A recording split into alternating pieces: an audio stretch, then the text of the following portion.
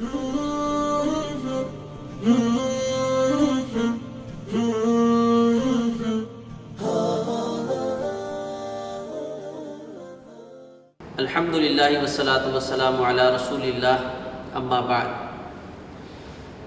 شریعت اسلامیہ نے ہمیں ہر قدم پہ بہت بہترین انداز میں رہنمائی فرمائی ہے۔ تو قربانی کے جانوروں کے مسئلہ میں جیسا کہ حضرت علی المرتضیٰ رضی اللہ تعالیٰ عنہ کے پاس ایک دیہاتی آیا اور اس نے آ کر بھی یہی سوال کیا تھا، تو حضرت علی المرتضیٰ رضی اللہ تعالیٰ عنہ فرمایا، کیا تو نے اللہ کا قرآن نہیں پڑھا؟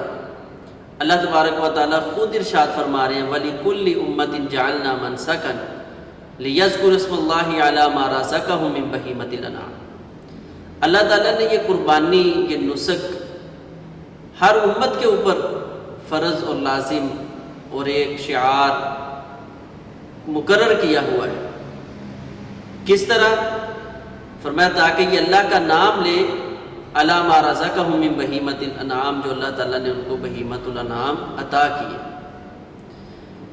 تو بہیمۃ الانعام کی فرمانے لگے، وضاحت خود قرآن نے کی ہے، ثمانیۃ ازواج، وہ 8 جوڑے ہیں، اونٹ اور اونٹنی، اسی طرح گائے میں سے بیل، بچڑا اور گائے، اسی طرح بکرا اور بکری، اور دمبا دمبی یا چھترا چھتری، ان 8 قسموں کو شریعت اسلامیہ نے بہیمۃ الانعام مقرر کیا ہے۔